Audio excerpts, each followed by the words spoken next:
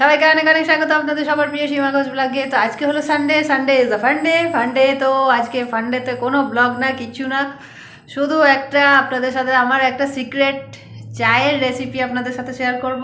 খুব মন দিয়ে স্কিপ না করে দেখতে থাকুন, আর নো ডাউট আপনাদের খুব ভালো লাগবে। ভালো লাগার থেকে সব থেকে বড় কথা হচ্ছে এতটা হেলদি, এত বেনিফিট আছে এই চাটার মধ্যে, কল্পনার বাইরে, ধারণার বাইরে।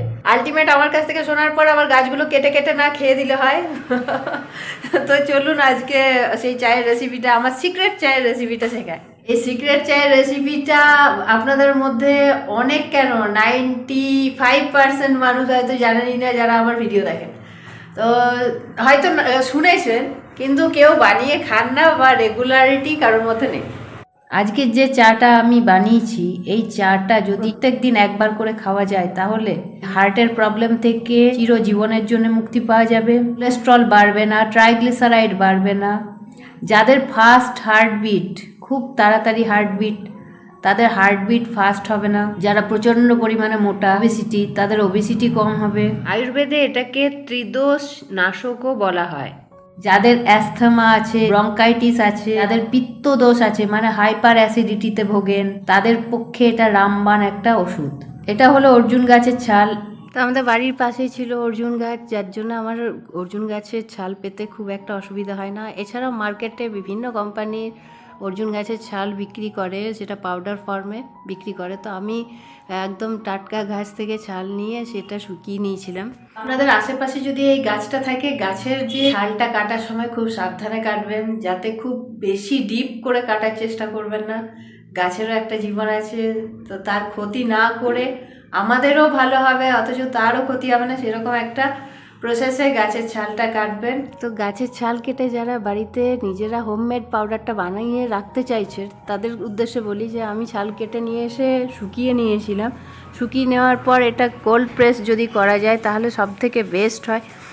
শিলনোড়াতে যদি পিষে গুঁড়ো করে রাখা যায় পাউডার ফর্মে, সব থেকে বেস্ট। তো আমি শিলনোড়াতেই পিষে রেখেছিলাম, আর তারপর ওটা চালনায় করে চেলে আর একবার পিষে নিয়েছিলাম। তো যার জন্য একদম সুন্দর স্মুথ পাউডার একটা ফর্ম আমি পেয়ে গেছি। তো আপনারাও সেই প্রসেসটা অ্যাপ্লাই করতে পারেন। আর মিক্সিতে কি হয়, একটা হিট জেনারেট হয়, যার জন্য এর অনেক নিউট্রিশন কমে যায়। তো এবার বলি, এটা খাওয়ার প্রসেস হলো, মানে নিয়ম হলো যে এটা প্রত্যেক দিন 2 কাপ খাওয়া যেতে পারে। আর দেশি গায়ের দুধ দিয়ে এই চাটা বানানো উচিত। এছাড়া লো ফ্যাট মিল্কেও আপনারা এই চা বানাতে পারেন। আর শীতকাল এই 3 মাস অন্তত অবশ্যই খাওয়া উচিত, প্রত্যেকটা মানুষের খাওয়া উচিত, যাতে বাকি বছরটা ভালো কাটে। এগুলো 1 সপ্তাহের জন্য পাউডার ফর্ম করে রেখে দিতে পারেন, কিন্তু 1 সপ্তাহ পর আবার নতুন করে পাউডার করবেন। যে আমি পাউডার ফর্ম করে নিয়েছি। এই চা বানানোর জন্য আমাদের লাগবে অর্জুন গাছের ছালের পাউডার, আর লাগবে শোট পাউডার বা আদা শুকনো গুঁড়ো পাউডার ফর্মে, অথবা আপনারা না থাকলে এমনি আদা থেতো করেও দিতে পারেন। তো এই চা বানানোটাও খুবই সহজ, খুব বেশি হেডেক নেই। চা বললাম তো, দেশি গায়ের দুধ কিংবা লো ফ্যাট মিল্ক দিয়েই চা বানানো যায়। তো দুধটা ফুটে উঠলে এর মধ্যে দিয়ে দেবো 1 চামচ অর্জুন গাছের ছালের পাউডার, আর সাথে শোট পাউডার। তো রেস্ট্রিকশন শুধু একটাই, যে এর মধ্যে কোনো চিনি দেওয়া যাবে না। আপনারা ন্যাচারাল সুইটনার কিংবা মিছরি দিয়ে এই চা খেতে পারেন, তবে চাটা বানানোর পর কাপে সেটা গুলে নিতে হবে আলাদাভাবে। তো এই চাটার এত হেলথ বেনিফিট আছে, মিরাক্কেল চা, মানে রীতিমতো সঞ্জীবনী। আমাদের ইন্ডিয়া হার্ট অ্যাটাকে মানে নাম্বার 1 পজিশনে চলে এসছে। আমাদের উচিত যে নিজেদের খাওয়া দাওয়া ডায়েটের সাথে কিছু অ্যাড অন করা, যেটাতে আমাদের শরীরের পক্ষে বেনিফিশিয়ারি হবে। 5 বছর আগে আমার কোলেস্ট্রল, ট্রাইগ্লিসারাইড বেড়ে দাঁড়িয়েছিল 545।